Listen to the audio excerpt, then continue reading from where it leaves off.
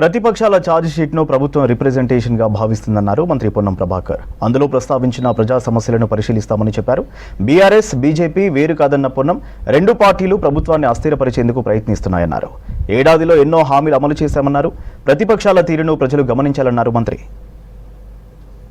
ప్రతిపక్షం ఒకటా రెండా బీజేపీ టీఆర్ఎస్ వేరు కాదు కాబట్టి వాళ్ళు ప్రజెంట్ చేసినటువంటి ఛార్జ్ షీట్లను ఆ పార్టీలు మాకు ఇస్తున్న రిప్రజెంటేషన్గా భావించి వాటిని కూడా పరిశీలిస్తాం.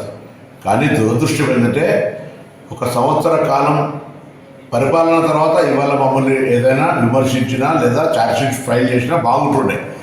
ప్రభుత్వం ఏర్పడిన మొదటి నెల నుంచే ప్రభుత్వాన్ని విమర్శిస్తూ ఇవాళ మళ్ళీ సంవత్సరం పూర్తి కాగానే మళ్ళీ ఒక ఛార్జ్ షీట్ అని ఇస్తే ఇది భావ్యం కాదు.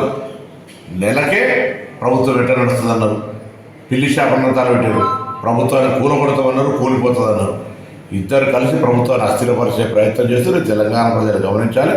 తప్పకుండా వాళ్ళు ఇచ్చిన ఛార్జ్ షీట్లో అంశాలు, ప్రజా సంబంధించిన అంశాలను అన్నింటినీ కూడా మా ప్రభుత్వం పరిశీలన చేస్తుంది. అది ఛార్జ్ షీట్ కాదు, రిప్రజెంటేషన్ అనుకుని దాన్ని ప్రతిపక్ష పార్టీగా ఇచ్చిన దాన్ని మేము తప్పకుండా పరిశీలన చేసి సరి అయినటువంటి నిర్ణయాలు తీసుకోవడం జరుగుతుంది.